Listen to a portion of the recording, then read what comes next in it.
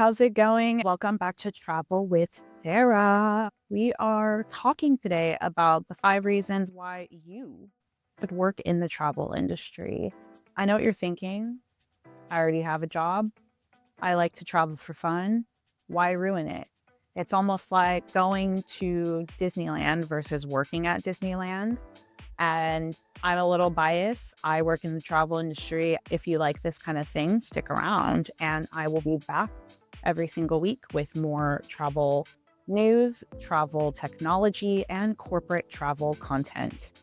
So let's get into it. When you're thinking about a travel job, you're likely thinking about things like flight attendants, pilots, travel agents, hotel managers, tour operators.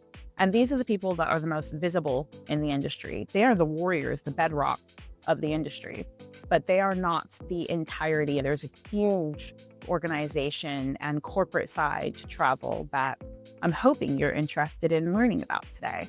Let's think about what is possible as far as a career.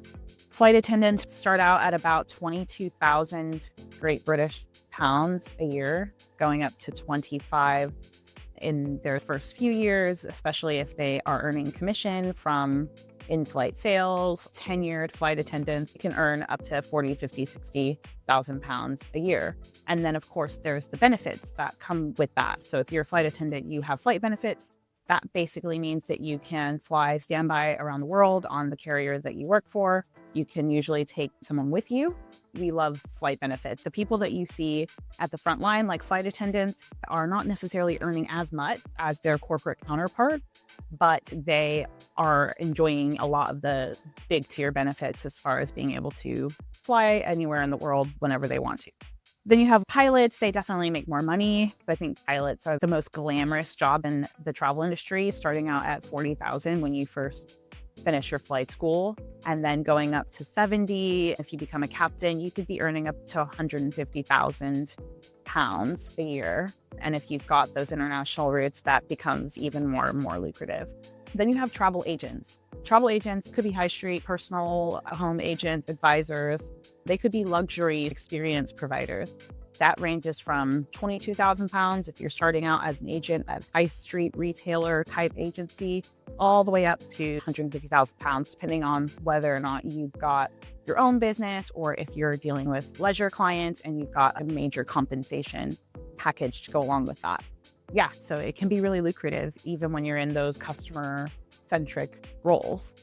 And then you have the hotel managers. And I feel like this is the one that is been the most thankless job, in my opinion. I started out in hotels. I used to work for a major hotel chain, and I always thought I wanted to be a hotel manager, but they make between 30 and 70,000 pounds, depending on their responsibility level, the star category of their property, etc. But for that money, you've got the responsibility of the safety and the logistics for a 24-hour period, 7 days a week, never turns off. There's always an issue. Honestly, they deserve a medal because hotel managers are saints. Those are the jobs that most people think of when they think of working in travel industry. Let me introduce you to the corporate side of these major travel suppliers.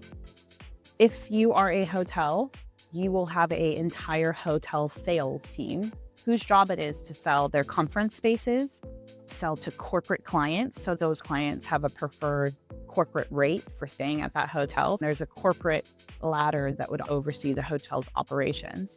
But you also have an entire technology stack that sits behind the hotel industry. That's to do with cool startups working in so many different areas, from the perspective of hotel payments or hotel booking or being able to unlock your room with phone or any of those like cool things.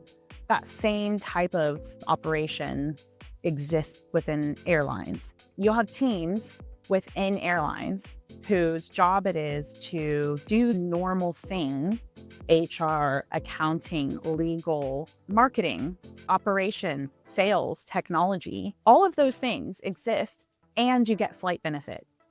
Isn't it better than just doing it for a normal company? You do your qualified thing that you do, but for a airline, or you do that qualification, but for a hotel. When I worked for a hotel, I got 12 free nights a year. So I could go anywhere in the world for free. I stayed in Eiffel Tower view suite in Paris for 2 nights when I was 23 years old because I happened to work for a corporate hotel chain. Even if you've got a completely different skill set, you could bring that over to the travel industry and immediately have more benefit. So that's the corporate side behind the suppliers that we traditionally associate with the travel industry. And then you have an entire bit of the industry that is dedicated to corporate travel. It's revolving around this dance of the people who work at these companies responsible for procuring travel services, managing that corporation's movement of people. They are interacting with people at these suppliers, these hotels, these airlines, these agencies who have a corporate job within those organizations to make some sort of a relationship and partnership with a major manufacturing company, a major bank, consulting firm, or technology company. All of the biggest companies and biggest brands have some sort of corporate travel program, corporate travel policy, and are having this dance with the industry, this industry of suppliers that provide these services to their employees. What is fundamentally different about leisure travel, which we all understand because we all go on vacation and book our flights and hotels, that leisure travel, what is the difference between leisure travel and corporate travel? Leisure over here, corporate over there. So the main difference is that when you travel for business, your company is responsible for you. They are responsible for your safety. They are responsible for you having the right immigration entry requirements. They're responsible for your well-being. So because you are traveling on behalf of the company, they're also paying for you. They will put together a set of rules that says this is how much you're allowed to spend on an entire trip. There's constraints on the fact that this corporation representative has gone out, had this dance with the travel industry, with the hotels, with the airlines. They've come back and they've said, hey, these are the people who we've negotiated things with.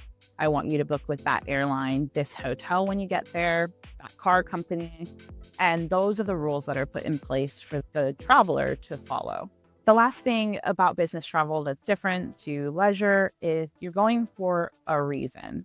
You usually have to put some sort of reason code or request forward to travel for a business to say, I'm going for a meeting with a client, I'm going to a conference, I'm going to meet my team on the other side of the world, whatever it might be.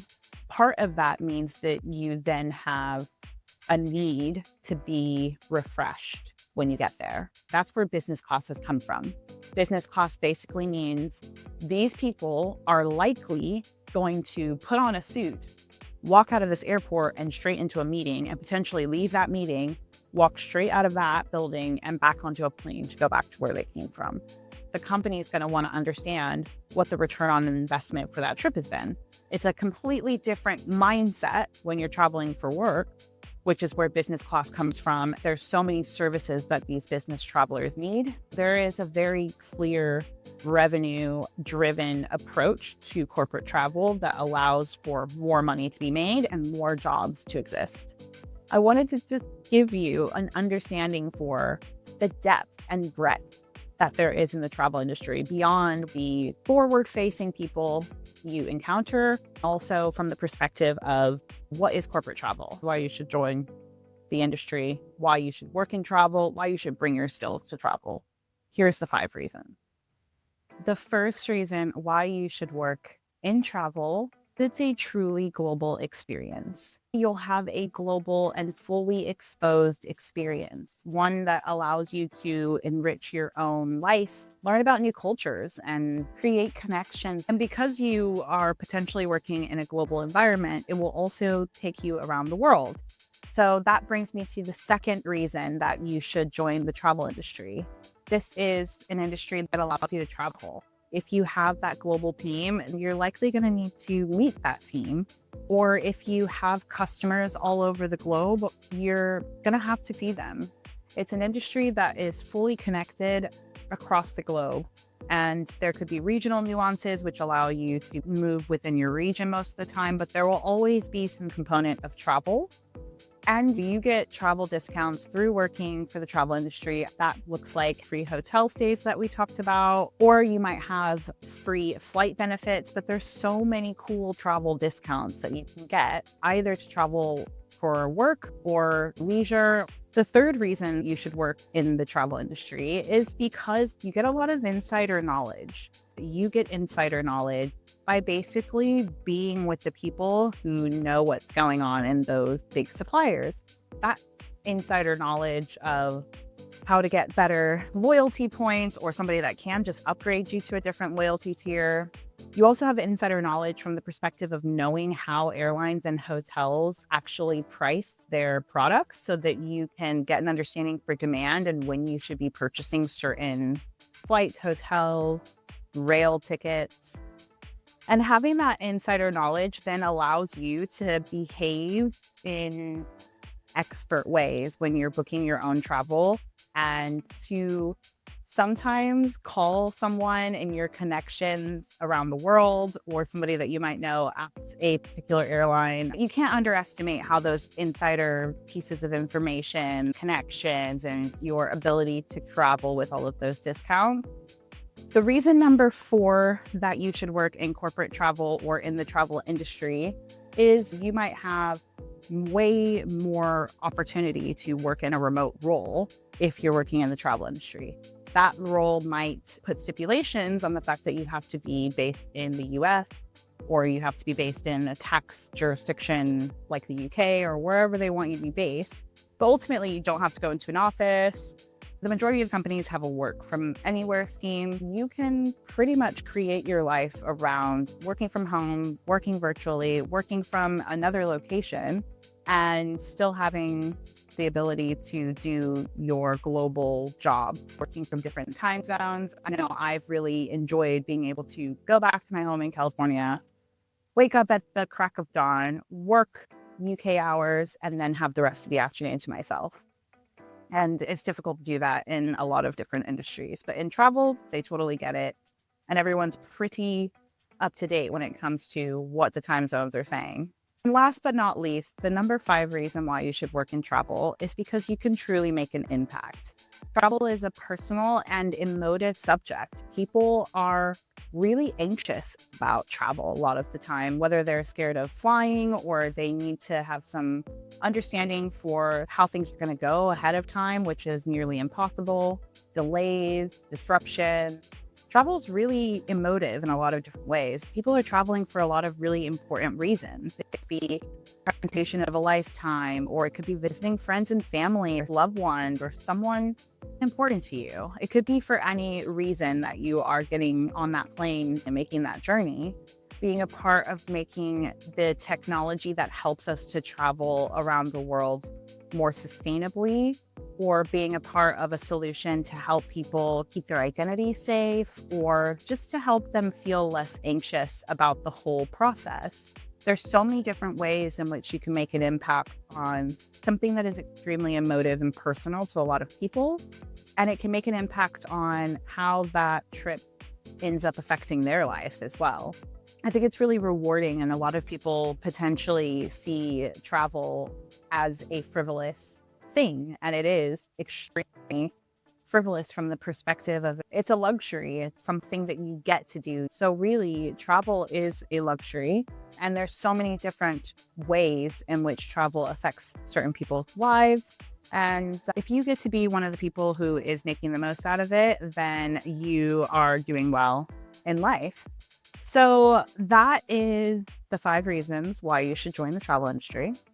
I hope that you feel like you've learned something about the depth of the industry itself, the fact that we have multiple different areas for you to join, whether that's the leisure side, the front-facing role, the corporate side, so many different opportunities. And I'd love for you to bring those skills over to the travel industry. We are in need of more people in travel who are passionate and wanting to make a difference. I hope in this video, you feel like you've been convinced to seek out a job in the travel industry and potentially are more intrigued about the industry than you ever were before.